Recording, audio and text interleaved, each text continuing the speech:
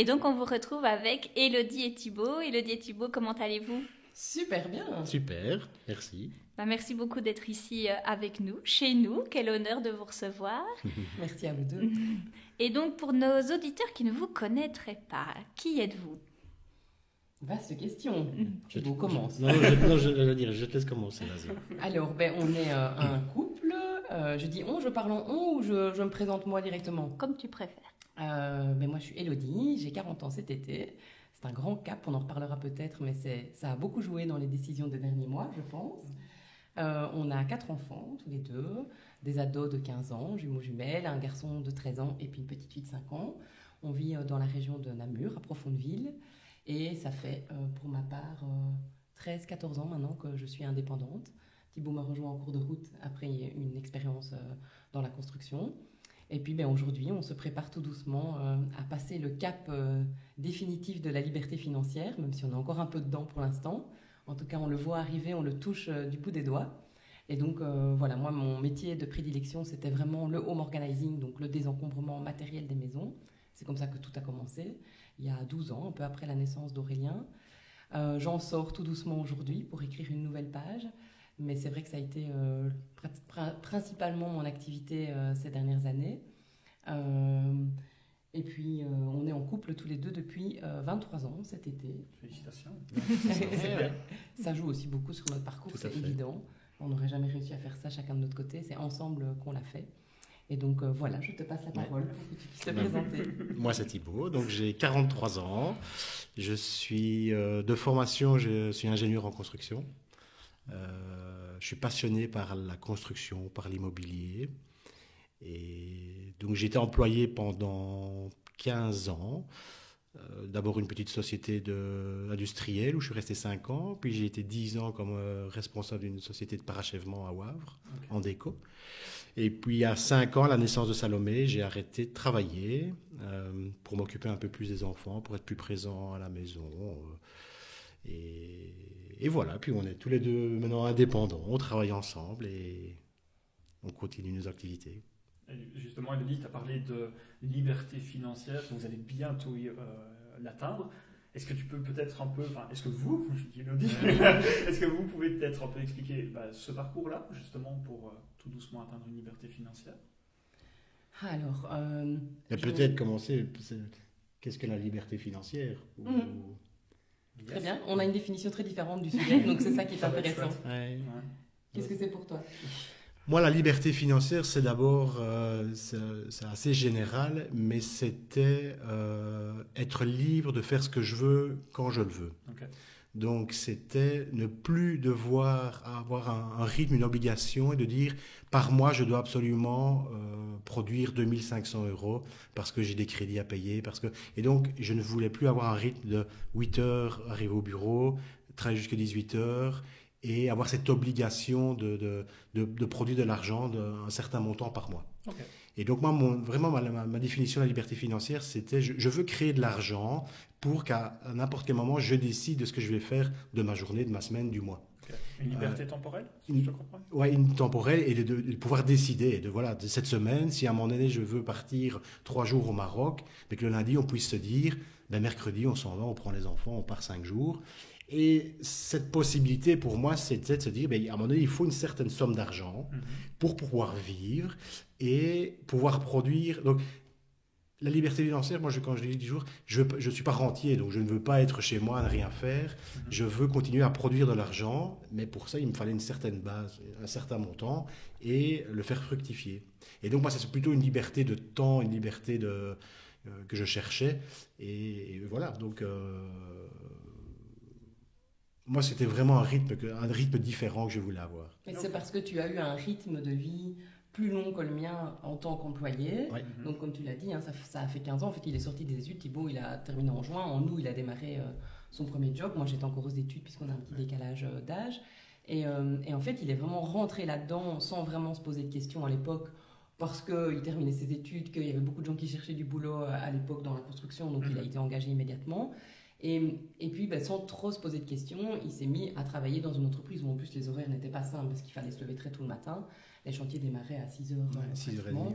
avec du travail encore des fois les week-ends. Enfin, il y avait vraiment un investissement important de l'employé dans cette entreprise, avec en plus un secteur qui ne te parlait pas. C'était de l'industrie, donc ce n'était pas le plaisir de la construction comme tu l'as eu par la suite dans la menuiserie. Et donc, toi, tu as vécu ça pendant 5 ans, le temps que moi, en fait, je continue mes études. Et on a eu des réactions très différentes quand on est rentré dans le secteur du travail, parce que comme lui, j'ai terminé donc, 2 ans plus tard ma licence. Moi, j'ai une licence en communication. J'ai terminé en juin. Même chose au mois d'août, j'étais engagée parce qu'on cherchait plein de chargés de communication, et on en cherche toujours d'ailleurs à ce moment-là. Et donc, moi, je suis rentrée dans le monde du travail. Et en fait, moi, j'ai eu un choc immédiat que lui n'avait pas, puisqu'il travaillait déjà. On était déjà en couple, on était déjà dans un appartement ensemble, on a acheté notre première maison très vite après. Et là, je me suis dit, mais moi, je ne peux pas vivre comme ça, c'est pas possible. Je ne comprenais pas en fait pourquoi on me demandait d'être sur place pendant une durée aussi longue. Parce que je travaillais très vite et que je pouvais très bien faire ce qu'on me demandait en quelques heures à peine, et puis ensuite occuper mon temps autrement. Donc j'avais déjà ce décalage-là, puis j'ai eu un décalage très fort avec l'autorité patronale. Rien n'arrive par hasard, mais il se fait que ce patron, le premier, était vraiment quelqu'un de despotique. Et donc, j'ai compris que moi, je n'allais pas du tout savoir me faire diriger par quelqu'un qui me semblait beaucoup trop autoritaire, patriarcal, et qui ne me laissait aucune liberté dans ma manière de travailler. Et puis, je me suis frottée aux collègues en me disant, mais on n'a pas le même rythme, on n'a pas les mêmes valeurs, on n'a pas les mêmes envies, et je vais devoir passer 8 heures de ma vie tous les jours avec ces gens. Moi, j'ai envie de m'entourer de gens qui m'intéressent. Il y en avait bien sûr dans le groupe, hein, mais pas tout le monde. Et je me sentais très, très contrainte de vivre quelque chose qui n'était pas du tout en lien avec mes besoins. J'ai adoré mes études, j'ai détesté mon entrée dans le monde du travail. Thibaut est beaucoup plus adaptable que moi. Donc, lui, moi, j'ai quand même su travailler pendant 5 ans, j'ai su faire un job que je détestais. Mais quand je te dis détester, je l'ai fait. Pourquoi ? Parce que c'était comme ça. Donc, tu faisais des études d'ingénieur, tu avais un job, tu avais une voiture, tu avais un beau salaire. Et en fait, c'était un peu la suite logique, quoi. Et pendant 5 ans, j'ai fait un job que j'ai détesté. Et ce qui m'a permis à un moment donné de me dire, mais je ne pourrais pas faire ça toute ma vie.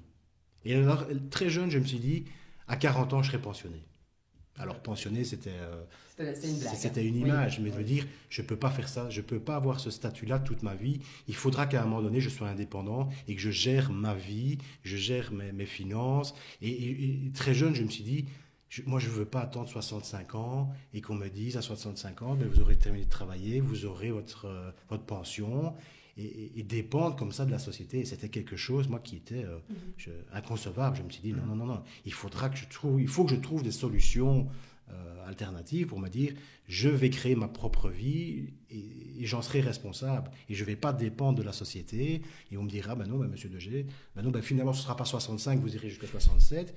Et puis à 67 ans, avant, c'était 1 800 €. Mais vous toucherez 1 500. Et pour moi, c'était complètement inconcevable. Et c'est là que très tôt, je me suis dit, il faut que je créer de l'argent, et alors il y a plein de moyens de le créer, et moi ma passion c'était l'immobilier, la construction, et j'ai senti directement que c'était là-dedans que je devais investir pour nous en sortir et pour créer notre vie. Finalement, c'est la conjonction de moi, mon mal-être immédiat dans le monde du travail, et lui, ce qu'il ressentait déjà depuis un petit temps en disant « je ne suis pas sûre que j'ai vraiment envie de faire ça toute ma vie, je ne me sens pas à l'aise », ça a déclenché des conversations entre nous, et on s'est dit, mais qu'est-ce qu'on va faire alors? Comment on va tourner les choses autrement? Et moi, très vite, j'ai dit, moi, je veux plus travailler comme employée, je veux être indépendante, je veux monter mes propres projets. Tu te souviens, on avait un projet de magasin de décoration. Il y a beaucoup de pistes qui ont été ouvertes à ce moment-là. Et ce qui a chamboulé notre parcours, c'est qu'en parallèle, en fait, vu qu'on s'était rencontrés très tôt et qu'on était déjà lancés dans la vie, on voulait constituer une famille. Et on s'est demandé, on s'est dit, est-ce qu'on fait des enfants tout de suite et on les inclut dans le projet, ou est-ce qu'on lance des projets et on attend? Et il se fait que les jumeaux sont arrivés quelques temps après, et ça a évidemment été un déclencheur énorme pour toi, parce que ça a changé le sens de ce que tu étais en train de vivre. D'ailleurs, tu as changé de travail au moment où ils sont nés.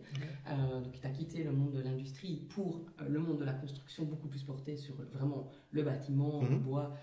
Donc, tu étais déjà beaucoup plus dans ce secteur-là, et tu avais plus de responsabilités, les horaires étaient plus adaptés. Donc, c'était déjà un premier pas vers le confort.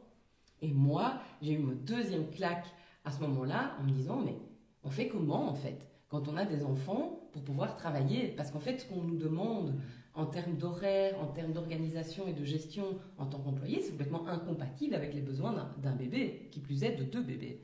Alors après, il y a eu d'autres événements qui sont venus encore plus rappuyer là-dessus. Quand on ne comprend pas le message, le deuxième message revient et le troisième. Notre fille Capucine, donc la jumelle, a eu un problème de santé à 1 an. Donc on a eu très peur. Là, à ce moment-là, les médecins nous ont dit qu'elle ne peut pas en fait retourner en crèche. Elle est trop fragile. Elle doit se remettre au moins jusqu'à 2 ans et demi, 3 ans à la rentrée à l'école. Son jumeau non plus, parce qu'il va ramener tous les microbes de la crèche.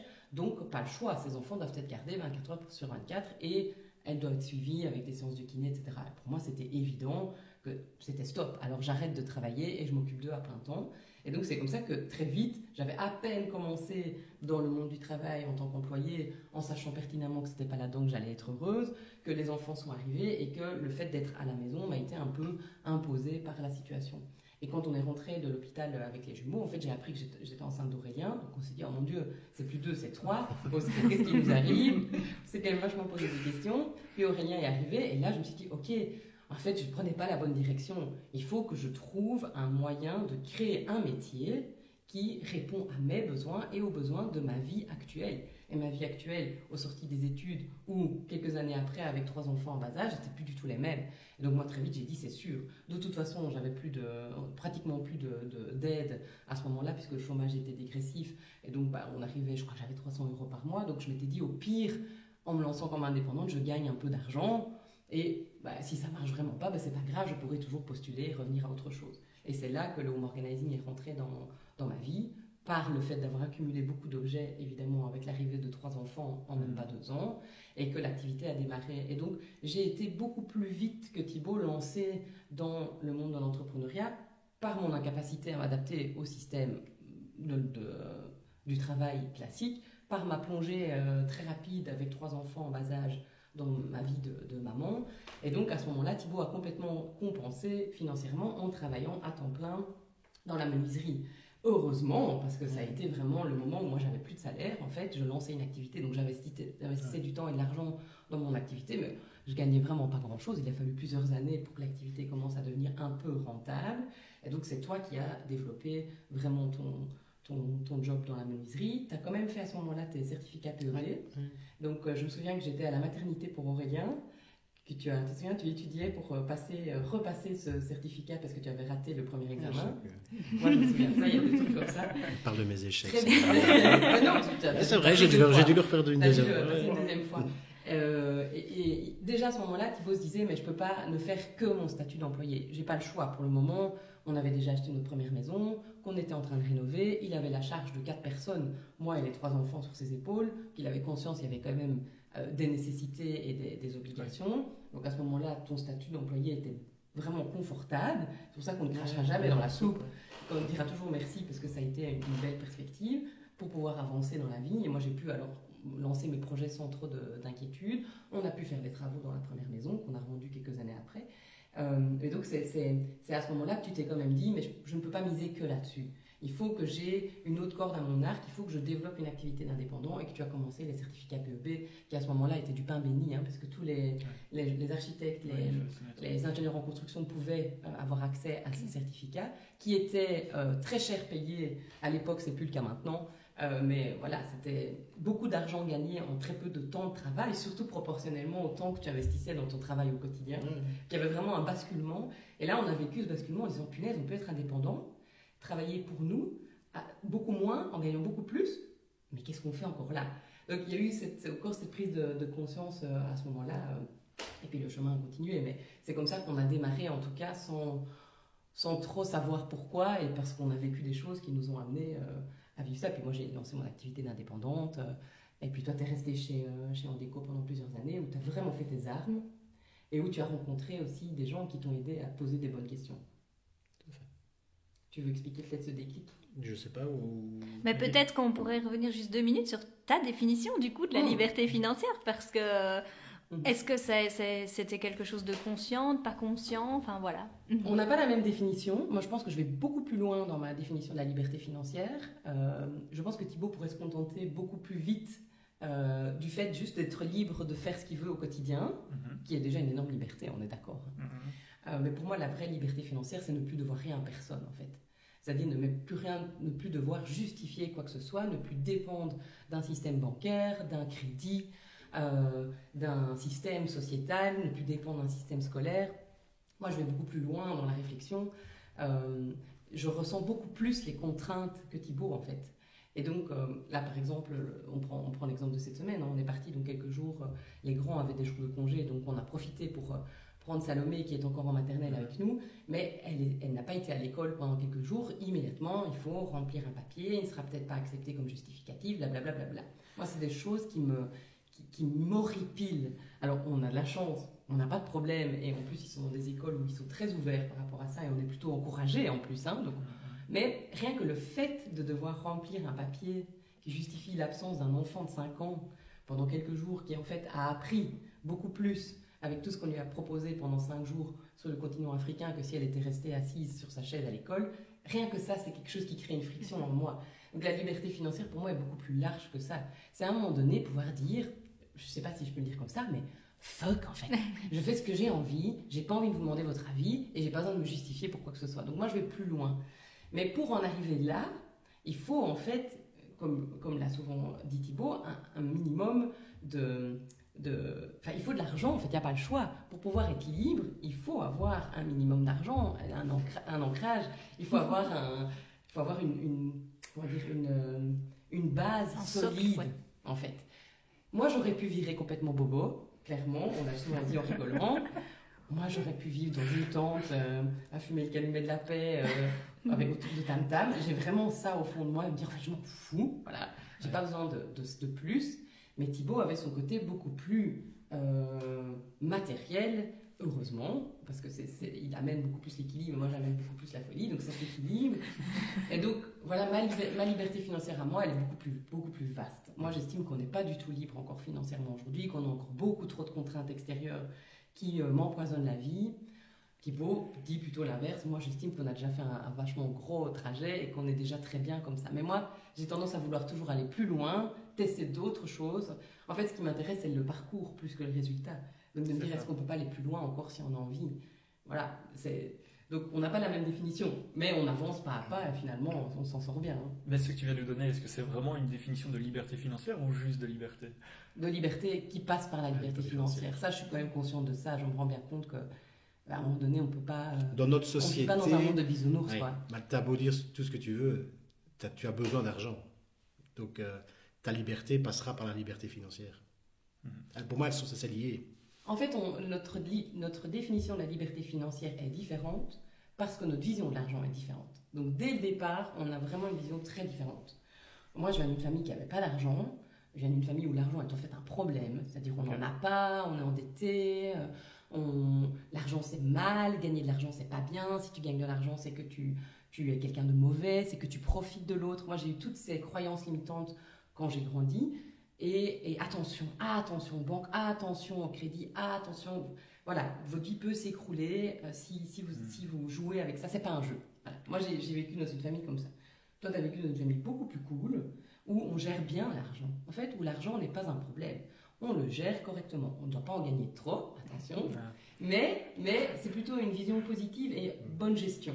Okay. Voilà. Et donc, quand on s'est rencontrés, moi, je suis arrivée avec toutes mes croyances en disant ah non, on va être propriétaire, oublie, je serai locataire toute ma vie, projet immobilier, non mais ça va pas. J'avais peur, en fait, j'avais une peur panique. Et Thibaut me disait, tu sais, l'argent, c'est un peu comme jouer au Monopoly. Finalement, jouer avec des faux billets sur un jeu de société, c'est un peu comme... Dans la vraie vie, c'est comme ça aussi finalement. Tu sais, le billet, on l'a inventé, c'est l'humain qui a fabriqué un billet, qui le fait découper. En soi, cet argent, ce billet ne vaut rien. Et il s'est tout de suite beaucoup plus détaché de ça, et il a vu ça plus comme un grand jeu. On peut dans la vie s'amuser. L'argent, après on l'a découvert, est une énergie. Si on utilise correctement cette énergie, on peut en faire plein de choses très belles. Et en fait, plus on va gagner de l'argent, plus on va en faire profiter plein de gens autour de nous, plus on va inspirer le monde. Et alors, hop, toute ma vision a changé. En fait, l'argent, ça peut être extraordinaire quand il est bien géré, quand il est mis dans la bonne direction. Donc déjà au départ, on avait ce gap-là. Et c'est ça qui change aussi complètement notre vision de la liberté financière. Voilà, moi je veux me défaire de toute forme de contrainte. Thibaut, l'argent, il n'a pas de problème avec ça. Donc voilà, moi si je pouvais ne plus devoir gagner de l'argent, on en parlait dans le temps en venant, moi j'aimerais pouvoir proposer toutes mes activités gratuitement aux gens en fait. Je leur dis, vous avez envie de participer, très bien, voilà une association à laquelle vous pouvez verser l'argent, il y a un pot commun si vous avez envie. Je voudrais être complètement détaché de ça. On ne peut pas encore le faire complètement, mais ma vision de l'entrepreneuriat au futur, c'est ça. se dire venez prendre du savoir, vous m'offrez un pot de confiture, vous m'offrez une semaine de thalasso, vous m'offrez n'importe quoi, une formation gratuite, je prends tout ce que vous voulez, mais je veux plus d'argent. Voilà. Mais on est obligé d'en avoir fabriqué pour pouvoir vivre. Et toi, tu aimes l'argent. Moi, je n'aime pas l'argent. C'est déjà très différent. Moi, je n'aime pas l'argent. Pour moi, c'est un élément de stress. C'est pas... Thibaut aime accumuler de l'argent. C'est quelque chose qui, je pense, Oui, et il ne faut pas avoir de scrupules par rapport à ça. Comme quoi, on peut avoir des visions très différentes. Et voilà, donc on a trouvé un point de rencontre entre nos deux modes, nos deux visions. Mais c'est ça qui donne aussi une définition différente de la liberté et des projets suivants aussi. Vas-y. Du coup, aujourd'hui, vous en êtes où par rapport à ce parcours? Ça va peut-être être compliqué de répondre, vu que vous nous avez dit que vous aviez des définitions différentes. Mais pour nos auditeurs qui ne connaîtraient pas très bien, qui ne vous suivraient pas sur les réseaux, par exemple, c'est quoi votre vie aujourd'hui par rapport à cette liberté financière?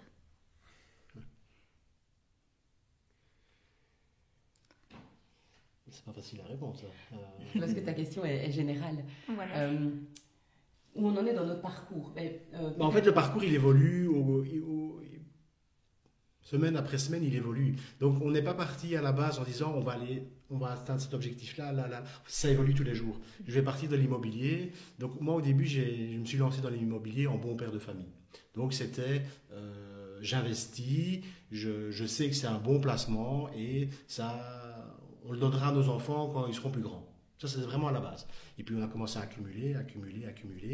Et puis, je me suis rendu compte que le fait d'accumuler, c'est une très bonne chose, mais que notre vie ne changeait pas, qu'on avait toujours autant de stress par rapport à l'argent, mais alors que c'était, mon compte en banque, mon banquier était très content parce que je lui faisais des crédits, et c'est vrai qu'on amassait des biens, mais que notre vie ne changeait pas. Et donc, à un moment donné, je me suis dit, mais je ne vais pas me faire ça pendant toute ma vie, pour qu'à la fin, je donne 3 appartements par enfant et puis qu'ils en fassent peut-être quelque chose que je n'aimerais pas. Parce que ça peut arriver aussi, tu crées et puis à un moment donné, tu donnes 3 appartements à ton enfant et puis ton enfant, il dit moi, je m'en fous, je vais les vendre, je vais prendre l'argent et je vais ouvrir... une friterie. Je vais ouvrir une friterie. Et là, je me dis, non, moi, c'est pas ce que j'ai envie. Donc, on va créer une frustration chez moi, peut-être une frustration chez lui parce qu'il ne va pas oser faire quelque chose. Et donc, je me suis dit, non, là, on ne prend pas le bon chemin. C'est pas un cadeau de faire ça. Et alors, à un moment donné, je me dis, il faut quand même que je profite à un moment donné de tout ce qu'on a créé.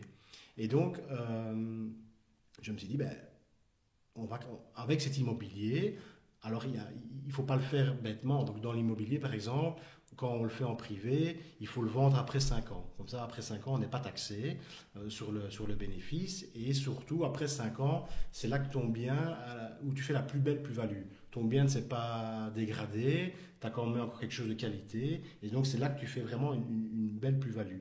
Et donc, voilà, moi, je me suis dit à un moment donné, non, j'ai créé ça, on va faire ça. Et avec cet argent-là, on va le réinvestir. Et on va avoir de l'argent pour pouvoir bien vivre, pour pouvoir avoir des projets, pour pouvoir partir en vacances, pour pouvoir être enfin libre et profiter de sa vie. Et donc ça, c'est un peu... Donc tu vois, par rapport à la base, on a déjà un petit peu changé l'état d'esprit. Et puis alors, ce que je me suis rendu compte aussi au fur et à mesure, c'était... Je pensais que la banque était un allié et était un ami, mais j'ai bien compris que le banquier ne serait jamais mon ami et que c'est une société à but lucratif. Donc ces gens-là veulent faire de l'argent. Et c'est pas une critique... Enfin, je ne crache pas dans la soupe, mais à un moment donné, ma vision des banques est vraiment en train de littéralement changer et je n'aime plus les banques. Je n'ai plus confiance aux banques. On a eu une petite expérience l'année passée qui m'ont montré que tu as beau être un bon client, de payer les crédits depuis 20 ans, de n'avoir jamais été en retard, ça ne change rien. Et je pensais à un moment donné le fait que ça, c'est des garanties pour eux, mais non, c'est absolument pas des garanties. Ils t'en demandent toujours plus. Et voilà, on a eu un épisode l'année passée qui était vraiment pas agréable et je me suis dit là maintenant il faut que je dois penser à moi, je dois penser à notre famille je vais faire ce que je veux de mon argent. Et le problème c'est quand tu fais un crédit, tu penses être propriétaire de ta maison, mais non, le seul propriétaire c'est la banque. Et la banque décidera toujours même à ta place. Même si tu penses faire des choses à un moment donné en bon père de famille. Moi mon notaire m'a dit un jour, à partir du moment où vous avez signé avec une banque, la banque a tous les pouvoirs. Et là, l'année passée, ils m'ont fait peur. On l'a vécu. On l'a vécu et je me suis dit, je fais tout en bon père de famille et la banque est en train de décider ce que je dois faire de ma vie et de mon argent. Et j'ai dit, oula, là, je suis plus d'accord avec ça.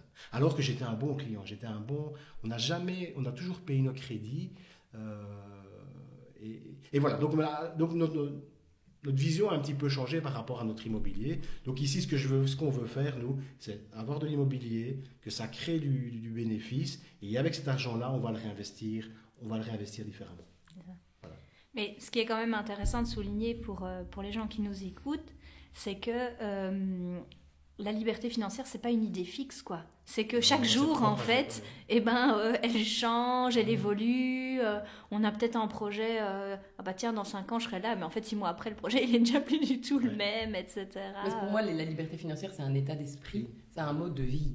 Donc, on garde toujours ça un peu en ligne de mire quand on prend des décisions, en se disant, est-ce que la décision qu'on prend maintenant nous rapproche ou nous éloigne de cette hypothétique liberté financière ?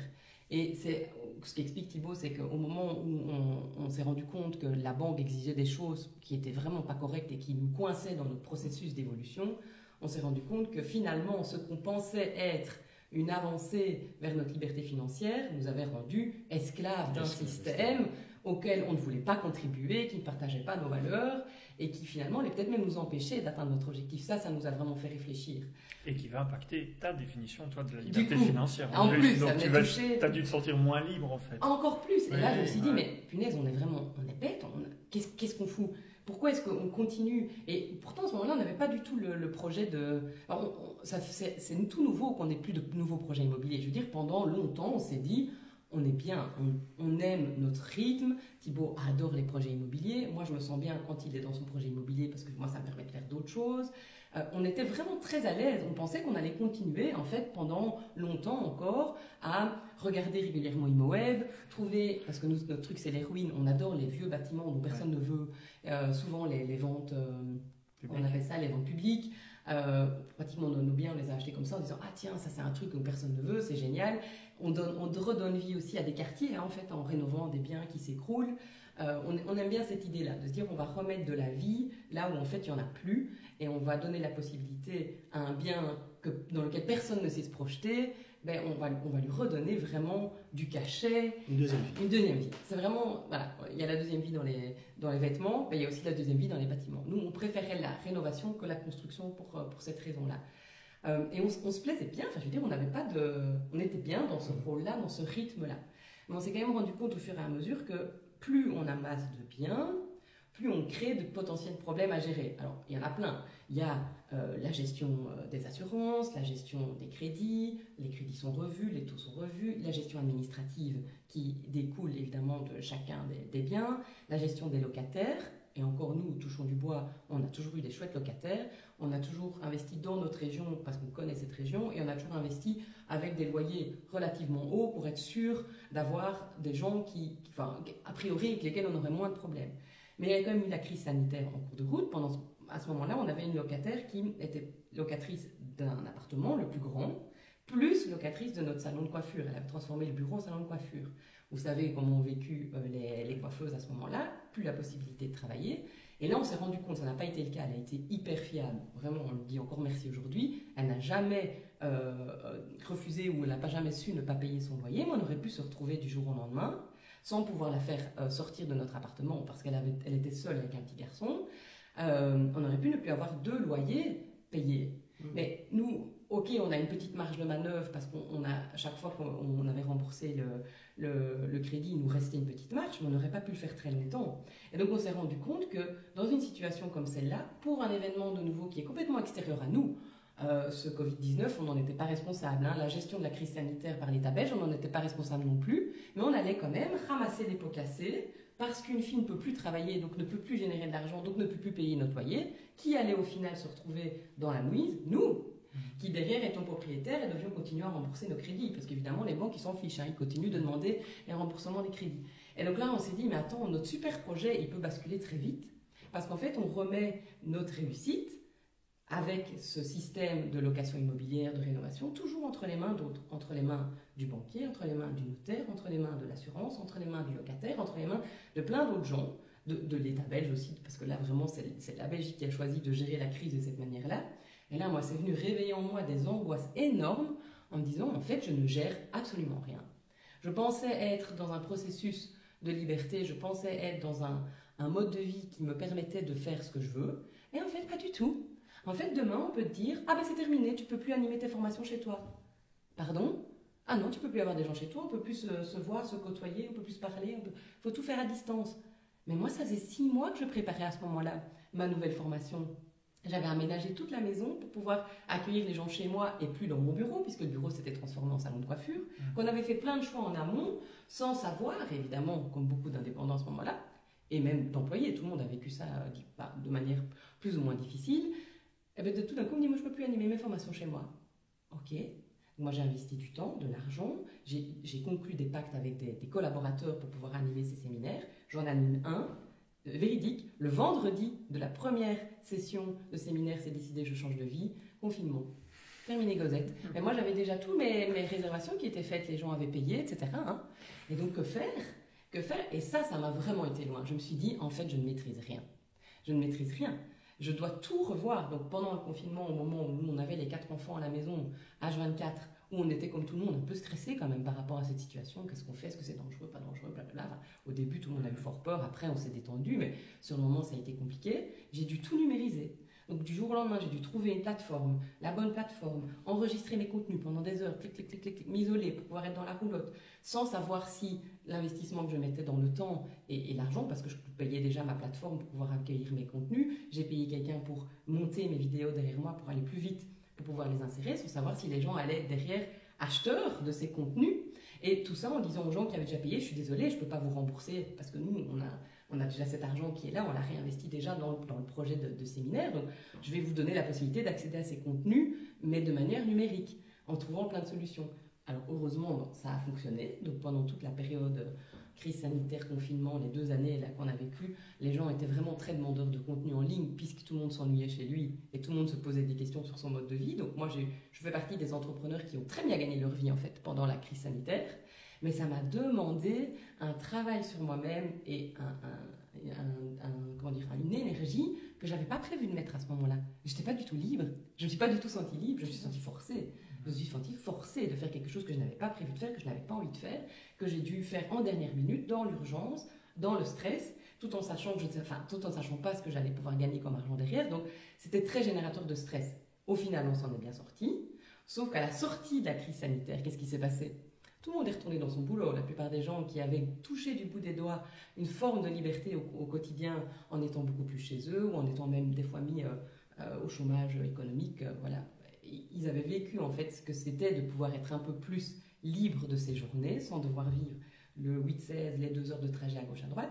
Et ils ont replongé complètement dans une forme de quelle horreur cette vie.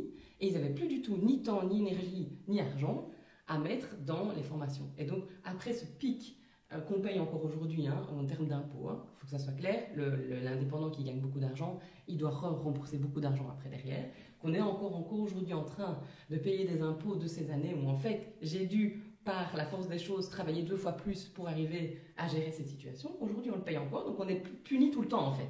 On est puni quand on crée, on est puni quand on gagne de l'argent, on est puni après parce qu'on a gagné trop d'argent. Enfin, c'est infernal, quoi. Rien n'a été mis en place pour nous encourager en fait à continuer notre processus d'entrepreneuriat. Donc ça a fait beaucoup de claques sur claques sur claques sur claques qui, moi, à un moment donné, a dit c'est bon, on arrête ça, on arrête. Moi, je ne veux plus ça. C'est pas une vie, en fait, finalement. Tout ce qu'on avait imaginé, c'est pas ce qu'on vit au quotidien. Ouais. En fait, on était beaucoup trop stressés pour être réellement bien. Donc, tous ces déclics-là ont vachement joué. Et puis, alors, il y a eu la post-crise sanitaire, c'est-à-dire la crise économique qu'on vit pour le moment, avec l'inflation. Donc, une baisse de revenus par rapport à mon activité. Toujours les mêmes dépenses d'énergie, la même communication, la même envie, mais beaucoup moins de réservations pour mes séminaires, beaucoup moins d'achats sur mes formations en ligne. Nous, on a des statistiques sur Podia, c'est assez pratique, et Stripe derrière, c'est ahurissant. En juin, ça a fait... et ça diminue.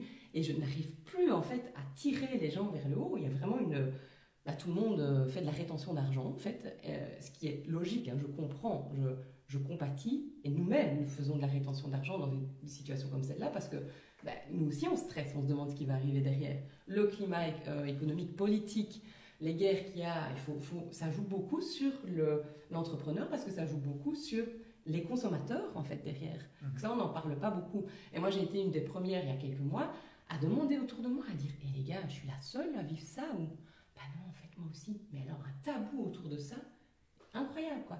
Ah non, on n'en parle pas. Tout le monde continue de dire oui, super, sur les réseaux sociaux, c'est magnifique, c'est génial, et j'ai autant de gens à ma formation, sauf qu'il y en a 3 qui n'ont pas payé, qui sont venus gratuitement, sauf que la 4e, c'est ma voisine, et la 5e, c'est mon amie, que j'ai invité pour pouvoir faire quand même mon séminaire pour ne pas le laisser tomber, et je fais plein de photos, tout va bien, tout va bien. La réalité, c'est pas ça. Hein.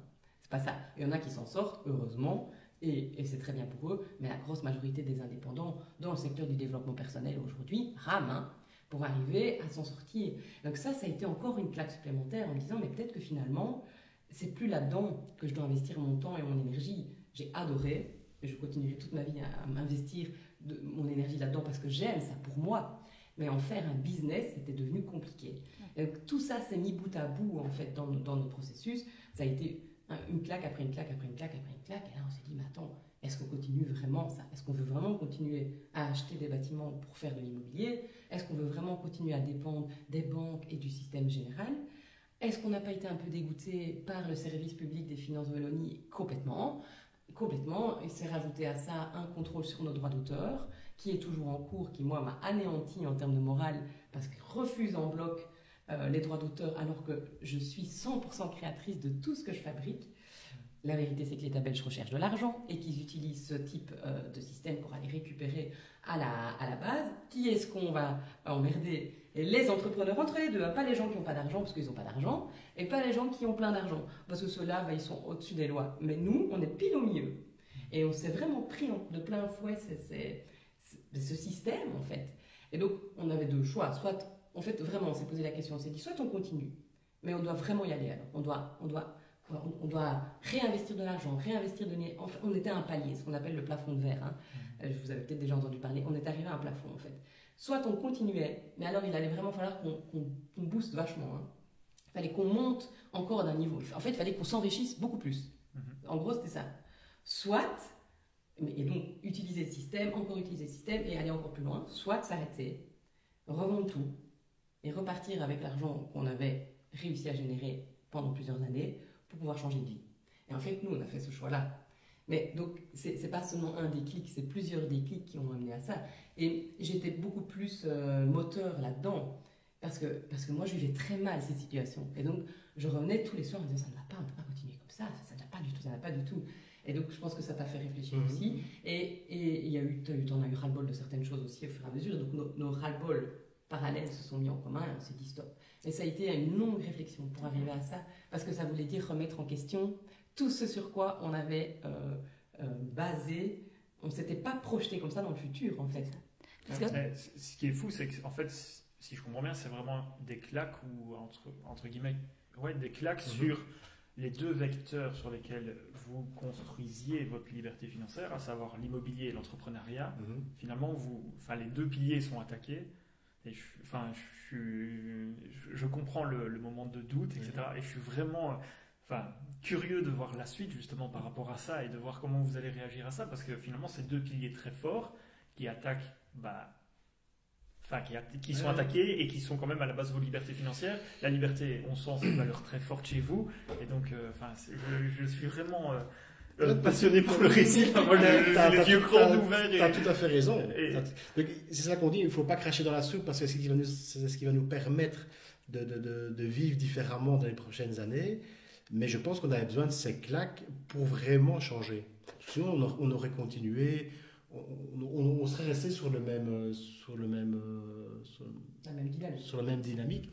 Mais je pense que dans l'année prochaine ou dans 2 ans, on dira merci d'avoir eu ces claques. Et ça nous a été loin, hein, parce que en fait, il faut qu'une situation soit très inconfortable pour changer. Quand elle est un peu inconfortable, on en fait son affaire. On arrondit les angles, on prend un peu sur soi, on attend que ça passe. On fait le dos rond, en fait. Et donc, pendant un temps, c'est ce qu'on a fait. On s'est dit, allez, ça va aller. Et puis, en fait, cette période dure, les éléments s'ajoutent les uns après les autres. Et nous, ce qui a été notre déclencheur, c'est qu'on s'est rendu compte que ça atteignait notre couple et notre famille. Et ça, c'était vraiment la ligne rouge à pas dépasser, en fait. On s'est dit, ça va plus. Là, notre couple est en difficulté, en danger, on n'est plus d'accord, on est trop stressé. Il y avait trop de stress. Il y a eu une période vraiment où lui, il n'a pas dormi. Donc évidemment, plein de répercussions sur la famille, hein, c'est évident, quand on manque de sommeil, quand on est stressé. Moi, j'ai eu des grosses répercussions physiques, des gros maux de ventre, des insomnies aussi la nuit. Je pense que je suis vraiment passée par une phase de dépression l'hiver passé, avec des grosses remises en question, mais profondes, genre à quoi ça sert quoi, finalement d'être sur Terre. Je me suis posé plein de questions comme ça. Et évidemment, du coup, moi, mon mal-être a eu un impact sur la vie de famille aussi. Et on s'est dit, qu'est-ce qu'on fait? Est-ce qu'on se laisse entraîner là-dedans? Ou est-ce qu'on réagit? Et comment on réagit? C'était ça la grande question. Donc, moi, très vite, j'ai dit, il faut tout vendre. Il faut tout vendre, on arrête tout. Oh, Thibaut, c'était, t'es malade? J'en peux plus. Moi, je veux fumer le calumet de la paix autour du feu de joie. Voilà, je peux plus. Et il se fait que ça c'était en parallèle avec la tanière, donc ça c'est rigolo aussi cette histoire-là, c'est que au moment de la crise sanitaire, j'ai dit on peut pas continuer à vivre dans cette société. Je suis en désaccord avec tout ce qui se passe. Moi, j'ai été en colère, mais pendant 2 ans, l'enfer. Contre toutes les étapes, contre le confinement, contre le port du masque, contre le vaccin, tout a été pour moi vraiment une épreuve, vraiment humaine, de dire mais comment on peut vivre dans un monde qui est régi de cette manière-là, avec les lobbies pharmaceutiques, ça m'allait vraiment loin. J'ai fait partie des gens qui ont fait une déprime Covid, quoi, de se dire je peux pas vivre dans un monde qui fonctionne comme ça, alors je préfère mourir, tellement c'est horrible. Je l'ai très très mal vécu. Thibaut le vivait mieux que moi, mais à ce moment-là j'ai dit moi je ne peux pas me projeter dans l'avenir sans une porte de sortie. Je veux une porte de sortie. Et on disait toujours on part, on s'en va, on reste pas ici, on va vivre ailleurs. On s'est vite rendu compte que le ailleurs n'était pas mieux qu'ici. Ça, on a compris très vite que partir, fuir n'est pas une bonne idée, parce que c'est pas la bonne intention pour vivre quelque chose de bien à l'étranger, qu'on partait finalement avec nos problèmes et qu'on allait de toute façon les emmener en cours de route, et que c'était pas mieux la gestion de la crise sanitaire ailleurs dans le monde. Et donc on s'est dit c'est pas ça la solution. Il nous faut une porte de sortie ici.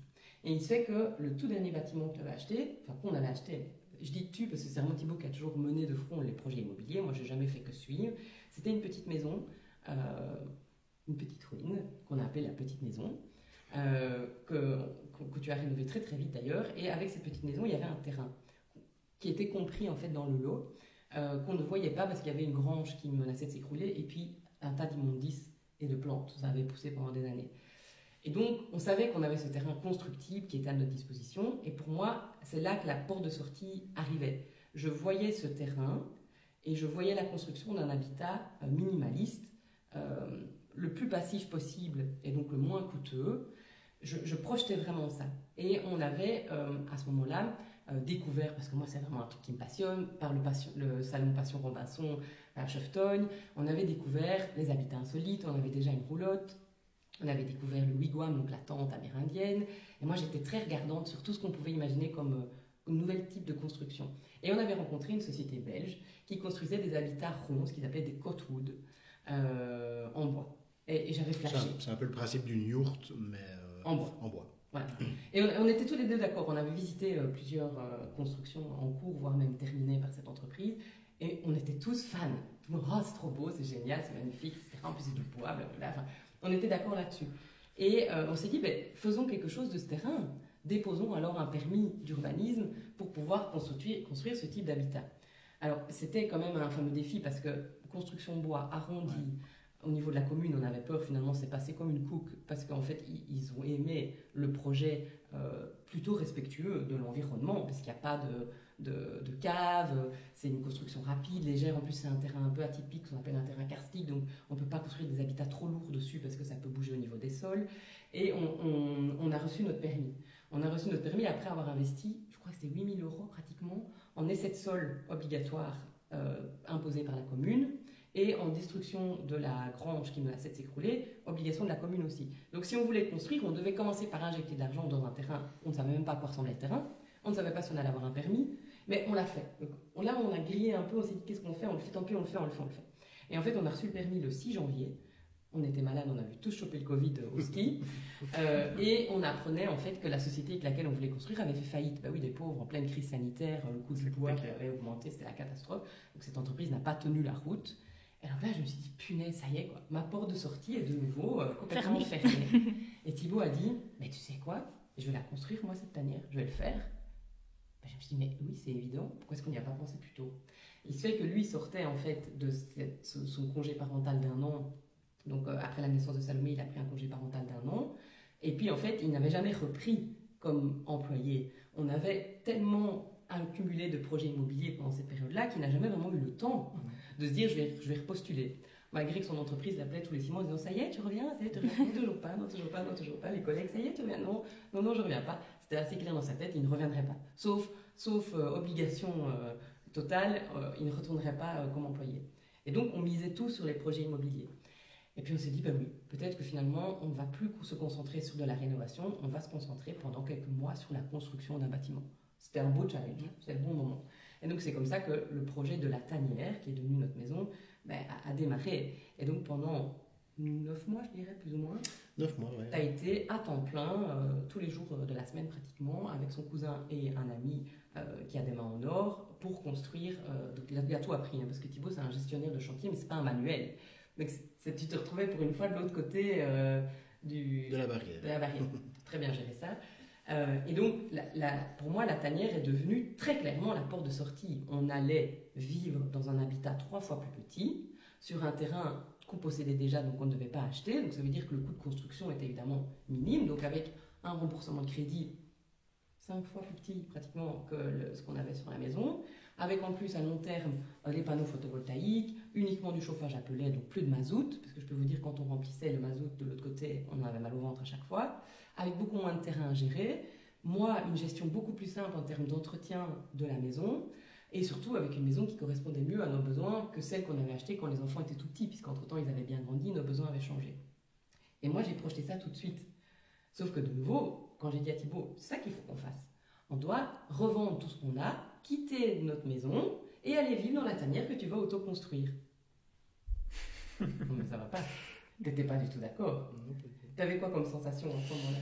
Ben, c'est de nouveau quand tu sors des études, tu commences à travailler, ben, tu as envie d'acheter une belle maison. Pour ton ego, c'est toujours gai de montrer aux gens que tu as réussi. Donc, on a acheté une très grosse maison en pierre qui est magnifique. On avait 1 hectare de terrain. Donc tout le monde nous disait c'est la maison de nos rêves. Mais ça, en fait, nous, c'était un peu notre prison dorée. C'est qu'on avait quelque chose de magnifique, mais qui nous coûtait beaucoup d'argent, qui était en chauffage. On mettait 3000 litres de mazout, on avait du gaz, on avait du pellet. Rien que l'entretien du jardin, 1 hectare, c'est énorme. Et donc, c'était un peu, tu avais une prison dorée, mais je ne me voyais pas faire autre chose. Peut-être par rapport au regard des gens, se dire mais pourquoi tu quittes une maison de 300 mètres carrés pour aller vivre dans une maison qui en fait 100, qui est beaucoup plus petite. Et donc, c'est vraiment Élodie qui m'a dit mais si, il faut essayer. Et elle avait tout à fait raison. Il fallait qu'on quitte cette grosse maison pour aller dans une plus petite maison qui nous coûte beaucoup moins cher, beaucoup plus facile à entretenir et de nouveau se libérer de nos crédits qu'on avait avec la banque. Et donc, grâce à cette maison dans laquelle on a vécu 10 ans, on a beaucoup investi dedans, on fait une très belle plus-value. Et cette plus-value, de nouveau, ça va nous permettre d'être libres. Donc, on va habiter dans une petite maison qui est tout aussi bien, qui est super agréable à vivre, et on a su créer de l'argent. Oui, c'est ça, tu travailles sur les deux aspects. Tu vas récupérer de l'argent, la valeur que tu as créée en vendant la maison, voilà, et tu diminues en plus tes dépenses et tes besoins. Et donc là, tu travailles sur les deux côtés. Donc, et en fait, c'est nos deux pans. Donc moi, je suis une obsédée du minimalisme, et lui, il est un obsédé de la construction. Et donc, en fait, on a tous les deux mis nos passions en commun, et en se disant, on va construire une maison minimaliste, en fait. On va faire un mix et on va travailler sur les deux pans en même temps. En fait, on va 2 fois plus vite. Si on arrive à générer de l'argent et qu'en plus on baisse les besoins, en fait, la liberté financière est beaucoup plus rapide. Donc, pour moi, ça a toujours été... Et je pense que c'est très dur pour les gens. En fait, les gens, c'est une société qui fait ça, c'est que tu achètes ta maison, c'est pour toute ta vie. Mais en fait, non, ta maison doit vivre en fonction de ton... C'est la réflexion qui me fait chaque fois hérisser les poils quand les gens disent « Ah non, ça c'est la maison de ma vie ». Mais non, t'as 25 ans... Alors, quand tu as 25 ans et que tu as des enfants, mais c'est vrai que tu aimes bien avoir une maison un peu plus grande, parce que avoir des enfants, c'est bruyant, donc tu aimes bien avoir une salle de jeu. Mais nous, on le voit bien...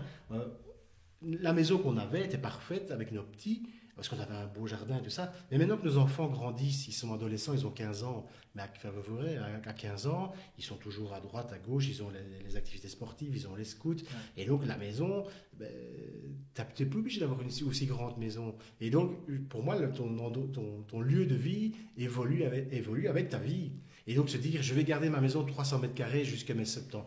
Pour moi, je trouve que c'est complètement ridicule, alors que tu as une manne financière qui est là. J'en ai encore discuté avec un ami hier, et il a 50 ans. Ses enfants ont 20, sont en train de partir, et il vient d'acheter une maison en Espagne. Je dis, c'est génial, franchement, félicitations. Et il me dit, oui, j'ai refait un crédit de 300 000 euros pour acheter. Mais je dis, mais pourquoi tu fais ça? Sa maison vaut 800 000 euros. Il peut revendre. J'ai dit, revends ta maison, rachète-toi une petite maison pour toi, ta femme, avec peut-être une chambre ou quoi s'il y a un enfant. Mais j'ai dit, mais ton argent, il est là, prends-le. Il me dit, mais non, j'ai l'impression d'abandonner ma vie. Mais je dis, non, c'est ce qui va te permettre. Et donc ici, il garde sa grosse maison de 800 000, qui est belle, mais avec 5 chambres, et il n'utilise plus qu'une chambre, et il refait un crédit de 300 000. Donc pour moi, c'est complètement... pour moi, c'est con. La vente du Phoenix, c'était la clé de voûte. Ouais. Le fait de vouloir vendre, parce qu'on savait que c'était le bien, en fait on savait que c'est sur ce bien-là qu'on ferait le plus de plus-value. En fait notre réflexion était comme ça. On s'est dit, on vend quoi en premier? Est-ce qu'on vend les appartements? Quel appartement? Ou est-ce qu'on vend la maison? Et en fait on n'a pas su, émotionnellement c'était impossible de vendre la maison pour commencer. Il nous a quand même fallu presque 2 ans pour prendre la décision. Donc 1 an. En tout, je veux dire, moi, le fait d'aller vivre dans la tanière, j'y ai pensé dès les premiers coups de pelle. Mais il disait non, donc on a quand même eu des disputes. Je me souviens quand on a été chercher le bardage chez Carlier, où tu me dis, mais on s'en fout, de toute façon ça sera pour louer. Et je dis, mais il n'a pas encore capté que moi je voulais vivre là, c'est une blague, moi je veux choisir ce bardage parce que je veux vivre dedans. Et oui, mais c'est pas grave, et puis c'est trop tard, de toute façon j'ai déjà contacté le comptable, on va le mettre en gîte. Comment ça, t'as déjà contacté le comptable? Oui, donc parce que maintenant, putain, il n'a rien compris. Là, je me suis vraiment dit, on est mal. Mais j'ai compris qu'il lui faudrait du temps, en fait. Et c'est ça la différence entre nous deux, c'est que moi, j'ai l'intuition, la certitude immédiate, puis je visualise et c'est bon. Thibaut est beaucoup plus dans le terre-à-terre, il faut tester. Et donc c'est comme ça que finalement, on s'est dit, alors faisons les choses par ordre. Allons déjà jusqu'au bout de ce projet, ça sera déjà bien. Et quand il sera terminé, on testera. Et c'est toi qui m'as dit, c'est quand même trop con, c'est pas loué tout de suite. Pourquoi est-ce qu'on n'irait pas? C'était à la Toussaint l'année passée, donc.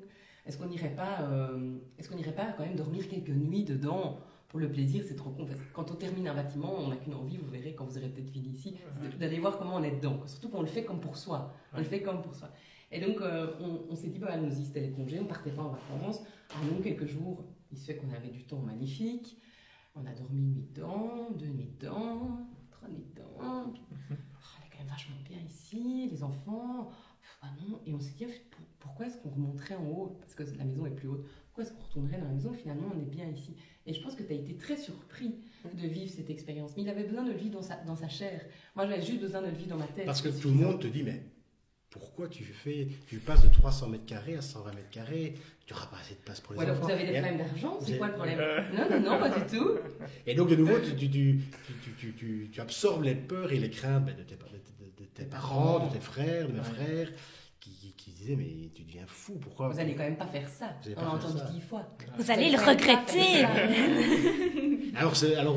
Alors comme toi, tu as déjà un doute à la base, tu te dis, mais oui, est-ce que les gens n'ont pas raison? Et donc, je dis toujours qu'il faut jamais chercher des conseils dans sa famille, parce qu'ils ne vont jamais t'exprimer leurs craintes et leurs peurs.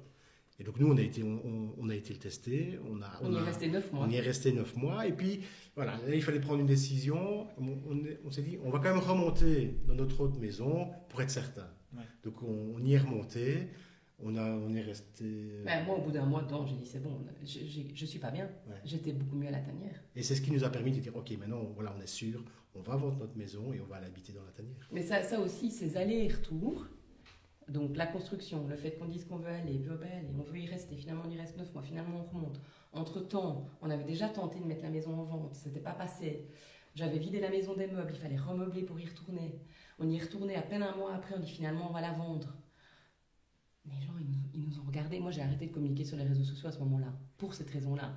Parce que je voulais bien prendre le temps d'expliquer le processus, mais il aurait fallu beaucoup plus de mots ou de publication que juste une publication. Il aurait fallu qu'on explique tout ce qu'on est en train d'expliquer maintenant. Le podcast permet d'aller beaucoup plus loin dans l'explication, le livre permet de le faire aussi, ou le blog, mais je n'avais pas à ce moment-là le temps de le faire. Et donc les gens avaient des brides d'informations, ils avaient juste des extraits.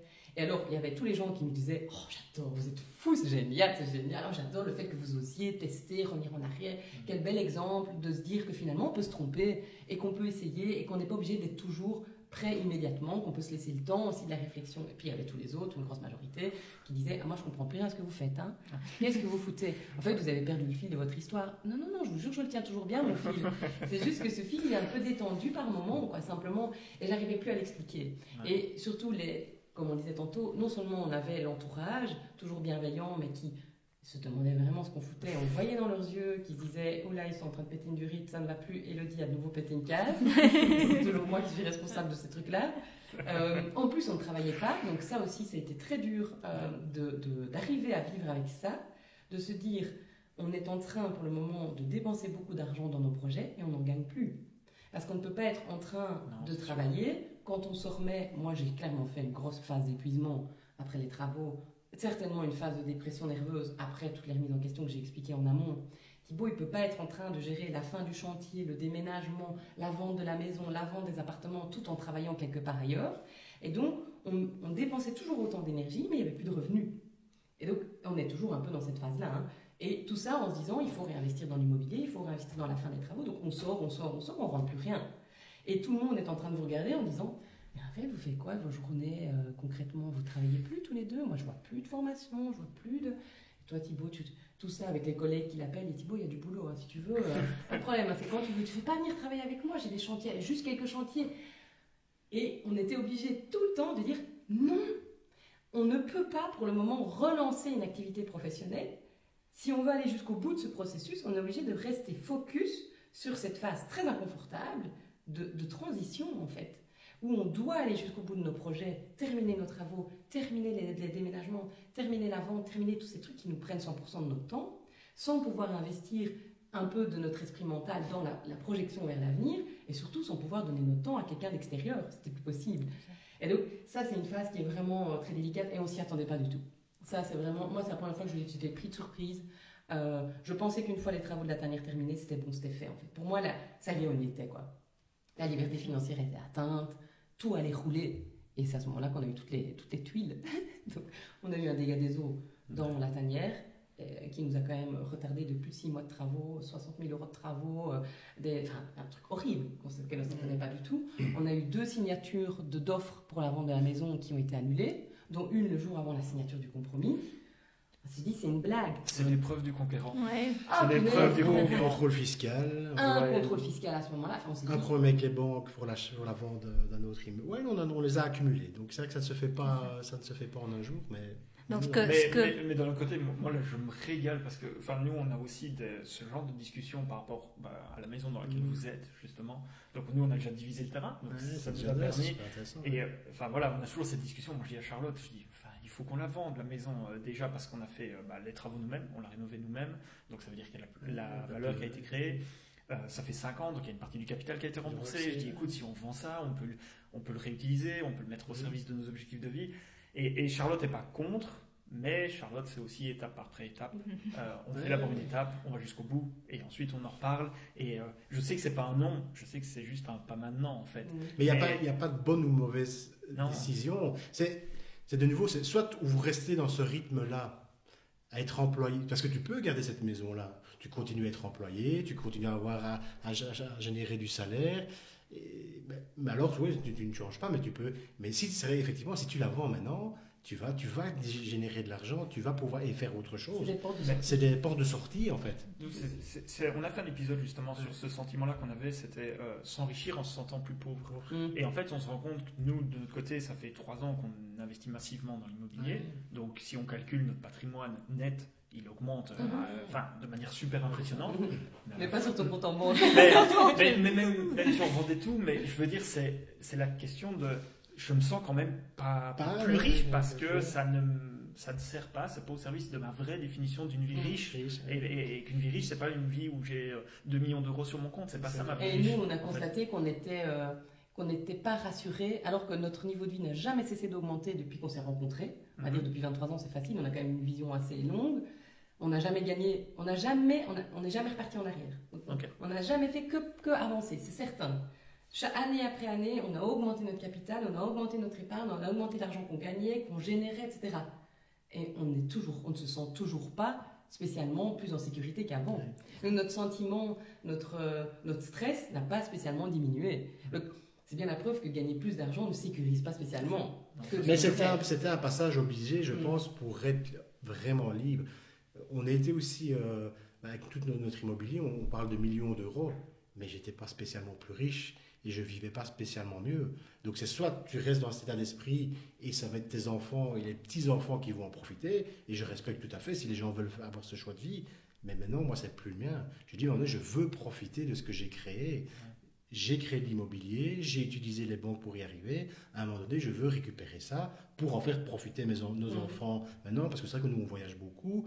On veut continuer, je veux continuer à être dans cet état d'esprit où maintenant je suis à la maison, je peux aller conduire mes enfants tous les jours, je vais les rechercher quand ils sont malades, c'est plus un stress parce que j'ai de l'argent de côté. Alors oui, on aurait pu garder tout cet immobilier et le donner à nos enfants. Mais ça a été une vraie discussion aussi, de se dire, est-ce que vraiment c'est un cadeau pour eux? Parce qu'on a des enfants très différents, avec des projets très différents. On a entre autres notre fils aîné qui a une passion pour la ferme, et on s'est souvent dit, nous on a envie de l'aider. Si demain il veut reprendre une exploitation, s'il a besoin de matériel agricole pour pouvoir se lancer, s'il doit acheter un cheptel, ou peu importe dans quoi il a envie d'aller, vu qu'on n'est pas du monde agricole, on n'a pas les terrains, on n'a pas le matériel, mais on préfère lui permettre de démarrer dans la vie avec l'argent qu'on va générer tout de suite, lui dire ok, on va investir avec toi alors dans cette ferme, on va être tes partenaires dans cette activité, mais pour ça, il fallait qu'on puisse se dégager de la liquidité, et donc pour ça, il fallait se défaire des appartements. Je ne suis pas sûre que Blaise, dans le futur, ce soit vraiment un cadeau pour lui de lui dire tiens mon fils, on te donne un appartement. Et il aurait été 1000 fois plus heureux avec un tracteur, ou avec un corps de ferme, ou avec 3 bêtes en plus.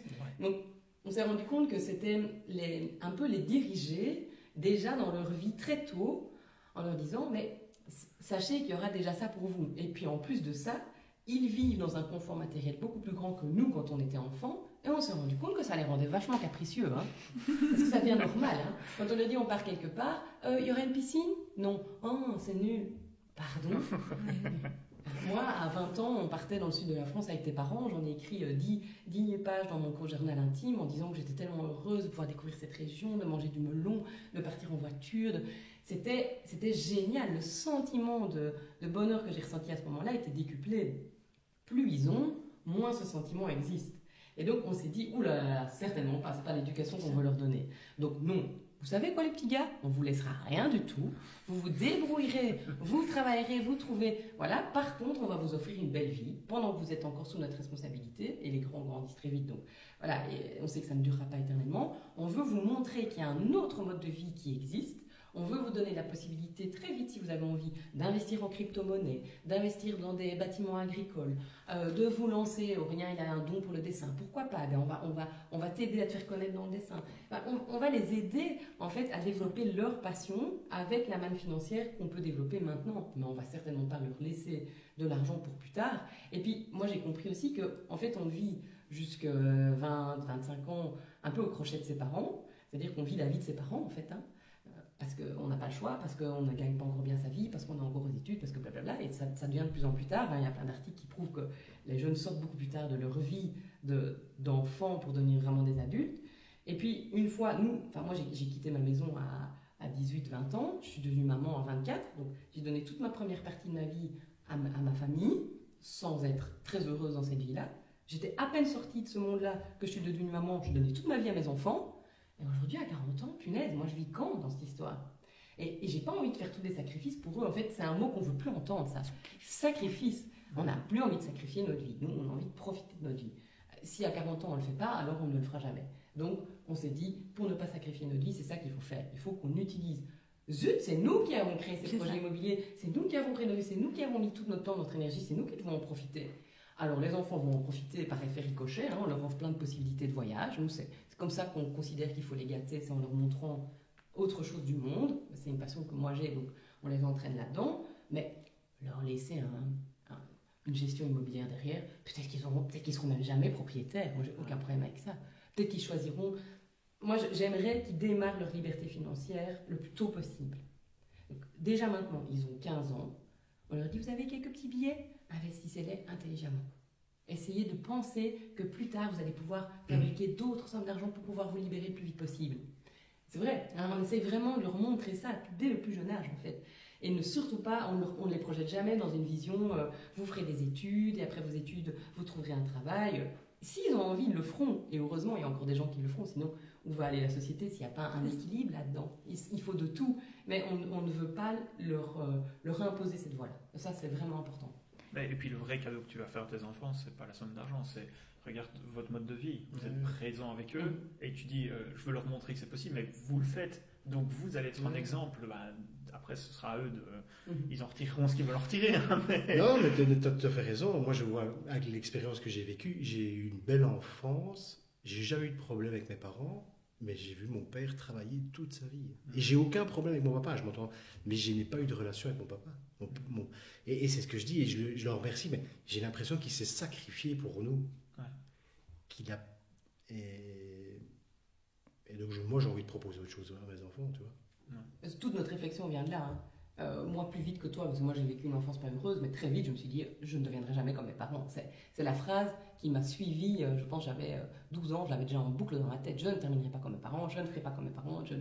Et donc, il y a un livre très intéressant qui s'appelle Les Dragons de Jérôme Collin qui explique ce processus où, en fait, l'enfant, quand il observe les adultes autour de lui, se dit, je ne veux surtout pas devenir comme ça. Et quand l'adulte en question, qui a une vie dont il se plaint beaucoup, lui dit « tu dois aller à l'école et puis faire des études, et pourquoi ? Parce qu'un jour tu devras travailler », et qui se dit « attends, tu es en train de me dire que pour devenir comme toi, je dois aller à l'école ?» Alors moi j'arrête. Hein. C'est pour ça qu'il y a autant d'enfants déscolarisés aujourd'hui. Parce qu'en fait, ils voient que l'école est le meilleur moyen de devenir comme ses parents. C'est ça. Voilà. Et donc il dit « surtout pas ». Donc tout sauf ça, et puisqu'il n'a pas à l'adolescence beaucoup d'autres options qui lui sont proposées, alors il sort du système scolaire. Il fait des phobies scolaires, etc. Et donc ça devient problématique. Et moi, très vite, je me suis dit ça. Moi, j'ai compris que l'école allait être mon moyen de sortir. Je me suis dit, il faut que je prenne l'ascenseur social. Tout de suite, je me suis dit, il faut que je prenne l'ascenseur social. Et je vais prendre l'ascenseur social par ma non-intelligence. Je suis intelligente, je parle bien, j'ai plein de choses à partager. Je vais faire des études, remplir ma cervelle de plein de savoirs. Et avec ce savoir, je vais m'élever. C'était vraiment ça l'idée. Donc ça a été mon option à moi. Mais il y a plein d'autres enfants aujourd'hui qui se disent, qui ne se sont pas suffisamment confiants, qui n'ont pas assez d'estime d'eux-mêmes pour arriver à faire ça et qui donc préfèrent sortir du système plutôt que d'utiliser le système pour sortir du système. Parce que nous, c'est un peu ça qu'on va faire.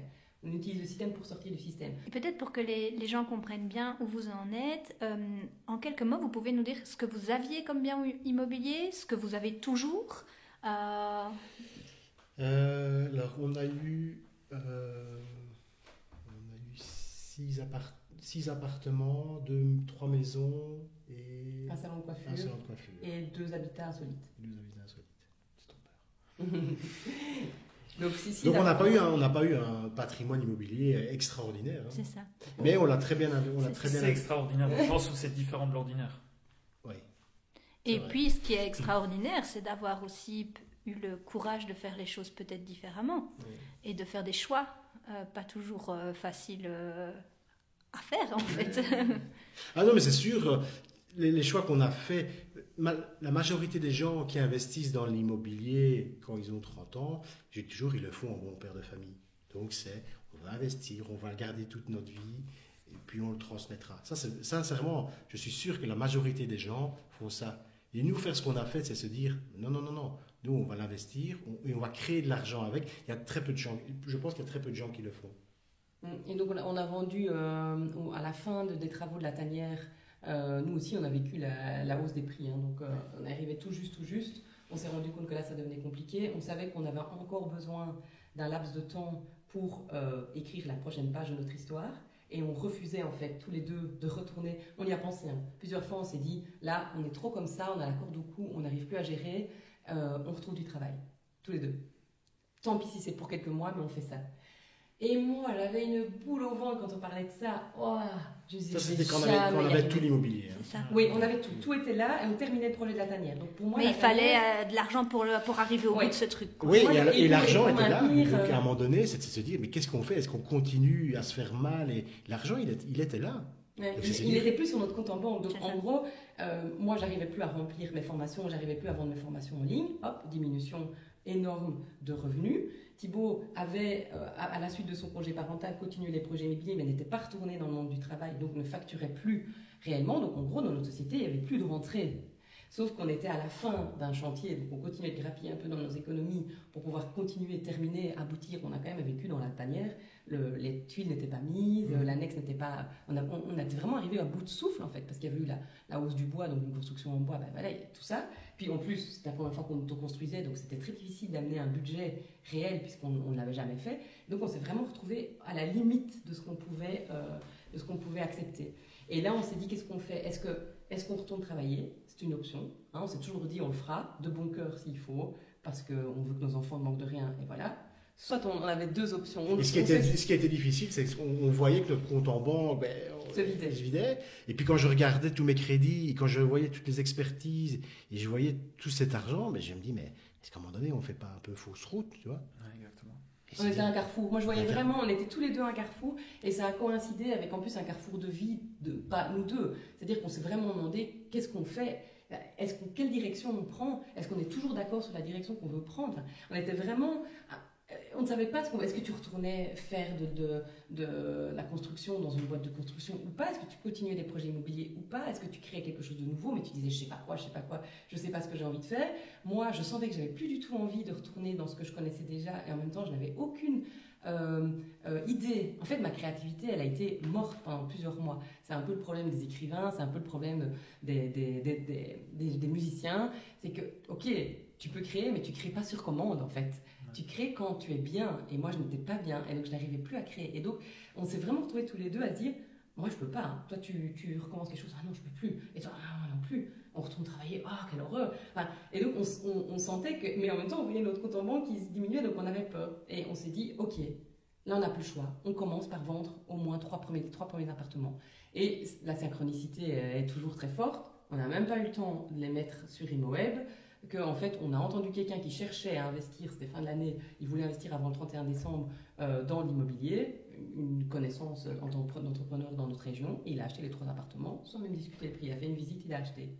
Et donc on s'est dit, bouffée d'oxygène, ça marche, on va pouvoir maintenant s'octroyer encore quelques mois pour terminer en fait ce processus de transformation dans lequel on est rentré et qui est nécessaire à ce moment-là dans notre vie. Donc voilà, c'est ce qu'on a fait. Et c'est à ce moment-là qu'on a eu le problème avec... Et c'est là que le déclic s'est mis en Ouais. route, parce qu'au début, on ne pensait pas vendre. Et puis le fait de vendre, en fait, tu t'allèges un peu l'esprit, tu fais rentrer de l'argent, tu dis, c'est quand même sympa. Puis tu te dis, oui, mais avec cet argent-là, on va pouvoir faire autre chose. Et puis, à un moment donné, tu fais ta place dans ton esprit. Et alors, parce que ces 3 appartements, même si ça se passait bien, ça me demandait du temps, ça me demandait de l'énergie. Un locataire, alors on n'a pas eu beaucoup de changements, mais s'occuper de l'entretien. Et puis je me suis dit, hop, et j'avais besoin de récupérer de l'espace dans mon disque dur, tu vois. Je comprends. Et puis je me suis dit, c'est quand même pas mal. Et puis on s'est dit, mais alors pourquoi garder tout? On ne sait pas. Puis je dis, voilà, on a de l'argent, donc on va récolter les fruits de notre travail, de ces investissements qui a duré presque 15 ans, et on va avoir de l'argent, et on va le réinvestir, et on va faire autre chose avec. Ouais, et on a quand même, à ce moment-là, on s'est dit, est-ce qu'on réinvestit tout de suite l'argent qu'on a gagné? Donc ça, c'était une question aussi. Ou est-ce qu'on vit dessus? Est-ce qu'on s'autorise à vivre dessus? Donc, est-ce qu'on ne s'octroierait pas une année sabbatique, une année de retraite, comme ils disent dans les bouquins? Est-ce qu'on ne se laisserait pas vivre sur nos économies? Moi, j'ai aucun problème avec ça. Thibaut, il avait vraiment du mal. Il se dit, en fait, j'ai l'impression que l'argent qu'on a gagné, on est en train de le faire sortir par la fenêtre. Mais en fait, c'était pas de l'argent qui partait vers les fenêtres, c'était de l'argent qu'on réinvestissait sur nous. Et ça, c'est quelque chose qu'on n'avait jamais fait. On ne s'était jamais dit, on va investir sur nous, en fait. Sur notre physique, notre mental, notre morale, notre famille, notre couple, nos enfants. On va s'octroyer du vrai temps de qualité, où on n'est pas en train de se dire quel est le prochain projet, qu'est-ce que je dois suivre comme formation pour pouvoir me lancer dans le projet suivant. Juste rien. c'était pas confortable. On pensait que ça allait être chouette, hein, on l'a écrit comme ça d'ailleurs sur les réseaux, je me suis dit, on va s'offrir une année bonus merveilleux dans notre vie. Nous, on a trouvé que c'était très inconfortable, parce qu'il y a toujours cette crainte, de, à un moment donné, il va falloir que ça s'arrête. Hein. Si on nous avait dit, dans un an, maintenant, vous inquiétez pas, la créativité va revenir, les idées de formation aussi, les projets, l'engouement, vous allez retrouver un équilibre, blablabla. On se serait dit, ok, c'est bon, alors on peut s'octroyer un an. Mais sauf qu'en rentrant dans cette année sabbatique qu'on s'est offert, où on a investi sur nous, on ne savait pas combien de temps ça allait durer. Ouais. Et moi, j'étais vraiment pas bien. Et donc, je disais toujours à Thibaut, je ne sais pas quand je vais pouvoir me remettre à créer, je ne sais pas, je peux pas. Et je suis arrivée à un point où je ne savais même plus lire. Donc, j'ai certainement eu une sorte de burn-out ou d'épuisement physique où je lis 3 lignes, moi qui lis tout le temps, je ne sais plus lire. Je ne comprends rien à ce que je lis, je suis crevée, vraiment un épuisement loin. Et donc, je ne savais pas si ça allait durer 6 mois, 1 an. Et on ne savait pas quand on allait sortir de tous nos problèmes à répétition, là. Tout ce qui s'accumulait. Et chaque fois qu'on pensait qu'on en sortait, il y en avait un autre qui arrivait. Donc là, on a été pris de panique par combien de temps va durer cette transition, punaise. On en sort. Donc là, concrètement, on a vendu les 3 appartements et le salon de coiffure d'une traite à un investisseur qui cherchait. Ça a été réglé en très très peu de temps. On a vendu une petite maison. Idem, hyper rapide à ma meilleure amie qui cherchait une maison. De nouveau, pas besoin de la mettre sur Imo, pas besoin de faire des visites, ça a été fait d'une traite. On a redéménagé dans la tanière, on a vendu notre maison, ça a été beaucoup plus long, parce que c'était un bien avec un prix beaucoup plus élevé, parce qu'il y avait tout un affect dans la maison qui, à mon avis, jouait énormément, donc on a fini par déléguer la vente à un agent immobilier qui, lui, n'avait pas cet affect-là par rapport à la maison. Très difficile aussi, hein, visite de la maison pendant qu'on est toujours là, les travaux ne sont pas terminés de l'autre côté. Voilà, moi j'ai trouvé ça très inconfortable, mais ça a fonctionné avec de nouveau 2 offres qui sont tombées à l'eau pour finalement une 3e offre. Là, ça y est, c'est bon, le compromis est signé et l'acte se signera au mois de juin. Donc, touchons du bois, tout va bien. Donc, il nous reste 3 appartements. Mais ces 3 appartements à vendre, ils peuvent se faire... Enfin, on voudrait les vendre individuellement pour faire une plus-value plus intéressante. Mais pour ça, il fallait de nouveau repasser par un géomètre, par un par acte de un base. Exactement. Et donc, quand les gens nous demandent qu'est-ce que vous faites pour le moment, ben, en fait, c'est tout ça. C'est tout ça. On est occupé non-stop. Alors en parallèle, moi j'ai quand même repris ici depuis quelques semaines l'écriture d'un livre, donc je sens que je vais beaucoup mieux, mais on n'aurait jamais pu se remettre à envisager l'avenir tant qu'on avait tous ces poids sur les épaules, c'était pas possible. C'était impossible, on était en fait assaillis de toutes parts, on avait une charge mentale extrême, il a fallu revendre tout le mobilier de la maison. C'est des mois et des mois de travail dans ma petite brocante sur Facebook avant, tous les biens. C'est un travail de fou, on a dû vendre la roulotte. On a réussi à trouver aussi quelqu'un. Bah de nouveau, ça se prépare, hein. On ne bouge pas un bâtiment comme celui-là, on ne sort pas d'un terrain qui est complètement fermé, sans une préparation. Donc tout ça a pris beaucoup de temps aussi, tout ça est fait. Et donc moi, quand j'ai senti que ça y est, toutes les cases étaient cochées les unes après les autres, j'ai pu recommencer à envisager la suite. Et la seule chose qui ne m'a jamais quittée, c'est j'ai envie d'écrire ce qu'on a vécu. En fait. J'ai envie qu'on reprenne notre parcours depuis 23 ans, parce que je démarre vraiment, voire même des feedbacks dans notre histoire familiale respective pour pouvoir expliquer un peu le terreau de ces réflexions. Et donc je me suis mise à écrire le livre du fabuleux destin. C'est comme ça que je l'ai appelé en attendant de trouver un titre, parce qu'on a l'impression que notre destin est un peu fabuleux quand on retourne dessus. Mais en fait, je le fais de manière thérapeutique, parce que c'est plus pour moi que je le fais pour le moment, en me disant, bon, ce serait peut-être bien de prendre un peu de recul sur l'histoire et de partager ça. Et j'ai envie d'écrire ça pour les générations futures, pas pour notre génération. Il y en a beaucoup de notre génération pour qui c'est déjà trop tard, en fait. Ils ont trop tardé à sortir du système pour pouvoir en sortir suffisamment tôt pour pouvoir en profiter. Donc moi, j'écris plus pour la génération de nos enfants, de nos neveux et nièces, hein, la génération juste après, et leur dire, attention, moi j'aurais voulu lire ça quand j'étais à votre âge, quand j'étais sur les bancs d'école, à me dire pourquoi je dois suivre ce cours d'histoire qui ne m'intéresse pas, pourquoi je dois apprendre cette formule mathématique qui ne me servira jamais parce que je vais faire la communication. J'aurais voulu avoir un bouquin dans les yeux qui m'explique qu'en fait, à la sortie de ça, il y a un monde merveilleux qui nous attend où on peut faire plein de choses. Et j'aurais voulu avoir des adultes autour de moi qui me montrent que c'est possible. J'avais tout le contraire. Et donc je me dis toujours, je vais écrire pour eux en fait, pour qu'ils aient ce livre entre leurs mains et qu'au moment où ils ont des doutes sur leur parcours, ils se disent, ok, je sais pourquoi je suis en train de faire ça. Il y a ça après, il y a ça après. Et le plus tôt possible, même avant la fin des études, je pense que les jeunes aujourd'hui vont atteindre une liberté financière bien avant 40 ans. Hein. Ils l'attendront, à mon avis, à la trentaine, 35 ans maximum. Parce qu'en fait, ils ont le processus beaucoup plus en amont. Et donc, plus on peut les toucher tôt dans leur réflexion, d'après moi, mieux c'est. Donc, il y a l'écriture de ce bouquin. Moi, j'en ai eu ras-le-bol du matériel, du pragmatique, de la to-do list, de l'agenda, tout ce truc de gestion. Donc je suis partie complètement dans des trucs spirituels. Je pense que j'ai besoin de ça maintenant Donc, je fais du tirage de cartes, du pendule, je fais plein de trucs pour moi, en fait, pour pouvoir revenir à... Je pense qu'il y a beaucoup plus que dans tout ce qu'on a vécu, il y avait aussi beaucoup d'ésotérisme, en fait, sans même s'en rendre compte. Il y a eu plein de synchronicités, il y a eu plein de messages qui sont venus nous montrer la voie, des moments où on se posait des questions. Je pense qu'il y a autre chose derrière, donc moi, je m'intéresse beaucoup à ça. Pourquoi pas un jour amener des gens vers ça. Mes derniers cercles de femmes étaient beaucoup plus orientés spiritualité, j'ai beaucoup aimé, donc je continue mes formations sur le sujet. Et puis pour le reste, moi je me répare. Je me répare pour le moment des 2-3 dernières années qui ont été destructrices à mort. Parce qu'on ne peut pas projeter un avenir, on ne peut pas construire un projet sereinement sur une base qui n'est pas nettoyée en fait de tout ça. Donc moi c'est ce que je fais pour le moment. Thibaut a été moins affecté que moi parce que je pense qu'il est simplement plus en dehors. Moi je vis tout à fond, c'est toujours très émotionnel, hyper tout. Thibaut est beaucoup plus serein, heureusement, sinon j'aurais déjà pété une terrible. Il est clairement beaucoup plus stable. Vous avez déjà vu le dessin animé Vice Versa? Oui. Ben, moi je suis le feu et lui il est l'eau. C'est exactement ça, ça marche toujours dans tous les sens, il est toujours beaucoup plus calme. Et donc ben, lui il a vécu mieux, donc il est déjà beaucoup plus près que moi à relancer quelque chose. Et donc toi tu t'investis dans quoi maintenant? Moi je m'investis dans quoi? Je vais me relancer comme expert en assurance. Ok. Construction, alors, enfin... Dans le cas de sinistre, oui. Ok. Mais là, de nouveau, c'est moi qui choisis, c'est moi qui impose. Je vais travailler 1 ou 2 jours semaine. Et donc, c'est pas du tout... Et c'est pas dans un objectif où je dois absolument... Je sais même pas ce que je vais gagner. C'est même plus J'ai signé un document et je sais même pas combien je vais gagner. Parce que je n'ai pas... Enfin, si j'en ai besoin, j'ai besoin d'avoir une rentrée, mais c'est pas une obligation. Je ne dis pas, ah mince, pour fin du mois, je dois absolument rentrer 4 500 €. Et donc c'est ça pour moi ma liberté financière, c'est j'ai décidé, et donc j'ai déjà vu avec la société, je vais travailler 1 jour ou 2 jours semaine, comme moi je l'aurais décidé. Ce dont tu as besoin, tu as besoin de sortir, tu as besoin de revoir. Parce que j'adore ce milieu-là, ça reste dans la construction, et donc si je devais en tirer des conclusions de tout ça, même si c'est dur tout ce qu'on a vécu, je ne changerai rien et je ne retournerai jamais dans ma vie d'avant. Ça peut paraître, quand on l'explique, de dire oh, ils ont quand même pris des claques. Oui, mais je ne changerai pour rien.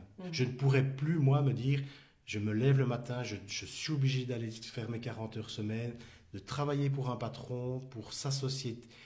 En fait, on investit dans notre vie, alors que les gens s'investissent dans leur travail pour une autre personne. Nous, notre investissement, il se fait pour nous, pour notre vie. C'est pas plus facile, mais on le fait pour nous. C'est vraiment la conclusion que j'ai envie. C'est pas facile, mais c'est un choix de vie. Et je le vois par rapport aux enfants. On est super disponible. Ils sont bien dans leur peau. Et c'est un peu notre salaire à nous. Et il ne faut pas croire que c'est facile parce qu'on a beaucoup de gens qui peuvent nous voir extérieurement par des vidéos, par les réseaux. Se dire ils ont eu de la chance ou ça a été facile. Non, c'est pas facile. Ce sont des choix à prendre. Mais on ne changerait pas. Mais ce n'est pas plus facile d'être employé. Oui. En fait, je plains de personnes autour de moi, bien sûr, qui travaillent comme on l'a expliqué. Et en fait, ils ont des difficultés à même égalité. C'est-à-dire que c'est dur, quoi, le matin, de se lever, de devoir gérer des collègues, des patrons, de devoir gérer la pression, des objectifs, de devoir... voilà, il y a une forme de douleur ou de difficulté qui est très présente dans leur vie, qui est aussi très présente finalement dans notre vie quand on regarde notre parcours. La différence, c'est que nous, on sait qu'à un moment donné, ça va s'arrêter, qu'on va pouvoir profiter. Donc il y a une sorte de deadline, de fin, voilà, ça je l'espère, oui, on y arrive. Oui, mais on en profite déjà beaucoup. Hein. Oui, on en profite déjà beaucoup. Et quand on est dans des moments difficiles, on se dit, mais pourquoi on est en train de faire ça? Et on sait pourquoi. Et vu qu'on sait pourquoi, hop, on redouble d'efforts et on sait qu'on peut tout traverser. Donc, il y a une motivation qui est tout à fait différente et c'est la motivation qui change tout. On nous a souvent dit, mais comment vous faites? Moi, quand je travaillais à fond les ballons, à un moment donné, j'ai travaillé comme une dingue. Je travaillais bien plus que la plupart des gens autour de moi. Mais j'avais pas l'impression de travailler. C'était fou. Je faisais ce que j'aime et c'est à ce moment-là, c'est ça qui est génial, c'est que finalement, l'argent est une énergie. Au moment où j'ai le plus travaillé, c'est après la naissance de Salomé. Donc, on avait déjà 4 enfants. Je venais d'accoucher. J'ai repris le travail en janvier, elle est née en septembre. Thibaut a pris son congé parental en octobre. Donc voilà, j'ai eu mes 3 mois de maternité. Même en décembre, j'avais déjà une formation. J'ai jamais autant travaillé que l'année 2019, l'année qui a suivi sa naissance. Alors que habituellement, une maman aurait tendance à ralentir le rythme. Mais en fait, c'était pas nécessaire. Tout roulait. Il n'y a pas eu un problème. C'était nickel. Salomé n'a jamais été un problème dans mon parcours d'entrepreneur à ce moment-là. Ça a été mon moteur. Et on a travaillé beaucoup tous les deux, on s'est investi. C'est à ce moment-là que tu as fait tous les investissements immobiliers derniers, coup sur coup. Tu te souviens, c'était vraiment coup sur coup. On terminait un chantier, on faisait un... Et donc on était vraiment à fond. Et c'est à ce moment-là qu'on a généré le plus d'argent dans notre activité. Et pourtant, on n'avait aucun problème au quotidien. On pétait la forme. Donc ça, il faut aussi pouvoir le dire, c'est qu'en fait, quand on fait ce qu'on aime, l'impression de travailler n'existe plus. Et la nécessité de gagner de l'argent, en fait, n'est plus là non plus. C'est une sorte de... Ça vient tout seul, quoi. Il y a une sorte de fluidité, comme ça. On sait qu'on a eu à un moment donné, il y a une courbe de croissance dans l'entrepreneuriat qui est intéressante. On monte, puis on arrive... Nous, on a été haut, on a été sur un palier, puis on est redescendu. Vraiment, on a senti cette chute-là. Et là, maintenant, on est en train de remonter. En fait, on aspire à retrouver ce flow, c'est ce terme-là qu'on utilise dans l'entrepreneuriat, cette impression qu'à un moment donné, tout s'aligne. Mais il fallait passer par cette phase de remise en question. Un peu plus difficile, ouais. Parce qu'on n'aurait pas pu rester en haut, parce qu'à un moment donné, on s'épuise, on en a marre de ce qu'on fait. En plus, moi, je suis quelqu'un qui a tout le temps besoin d'apprendre. Je suis complètement slasheuse. Slasheuse, ça veut dire avoir l'envie de faire plusieurs métiers différents, d'apprendre sur plusieurs... Donc, une slasheuse ne peut pas rester dans un même secteur. Elle a besoin de se réactiver en permanence. Et donc, là, ça y est, on remonte, on arrive à la fin. Il nous reste les 3 derniers appartements à vendre. Ils seront mis en vente cette semaine, la semaine qui vient. Et en fait, avec la vente de tout ça successif, on va rembourser tous nos crédits. On n'aura plus de crédit. Je pense qu'on gardera un tout petit crédit sur la tanière, on avait dit. Un remboursement de 200, 250 € maximum par mois. C'est un choix, comme ça on garde un peu de liquidité. On gardera peut-être le crédit sur l'auto parce qu'il est dans la société, donc c'est plus intéressant de le laisser là, plutôt que de ne plus avoir du tout de frais dans la société. Mais c'est tout. Donc ça veut dire qu'au quotidien, on n'aura plus besoin que d'argent pour payer notre nourriture, et tout ça en ayant un beau paquet d'argent quand même de côté qu'on va réinvestir. Mais voilà, et donc pour moi, ça c'est la base de la liberté. C'est le début de la liberté. Je trouve que ce que vous avez dit est super inspirant parce que vous mettez en avant le fait qu'il y ait des hauts et des bas. Ouais. Et on dit souvent des hauts et des bas, c'est un peu comme un battement de cœur. Ouais. Ça prouve que vous êtes en train de vivre en fait, et de mettre vraiment votre activité, votre argent au service de votre vie. Et moi, je me suis régalé là, pendant notre échange. Ça m'a beaucoup inspiré. Donc, je propose qu'on termine là-dessus. Je tenais vraiment à vous remercier parce que j'ai beaucoup apprécié l'échange et l'énergie qui s'en est dégagée. Moi, j'avais l'impression d'être un observateur. On n'a pas entendu pour une fois, mais je me suis régalé. Donc, je tenais vraiment à vous remercier. Avec plaisir. Pour les auditeurs qui voudraient vous suivre, où est-ce qu'ils peuvent vous retrouver, si c'est possible? Vaste question, parce que j'avoue que les réseaux sociaux, moi, j'en ai un peu, j'ai un peu saturé.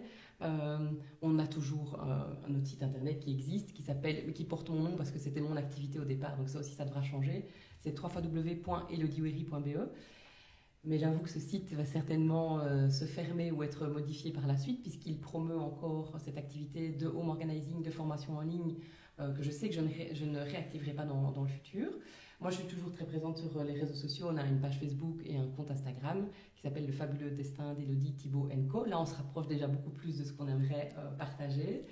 Et puis, on a une chaîne YouTube qui existe toujours, que je laisse parce que je sais que beaucoup de gens vont continuer d'aller la visionner, où en fait, on a toutes les vidéos de la construction de la tanière, qui ne sont pas très professionnelles, mais qui permettent quand même de voir l'évolution des travaux, où là, on te voit Thibault, et puis toutes les vidéos que j'avais fait dans le cadre de mon métier de professionnel de désencombrement matériel et de l'organisation familiale.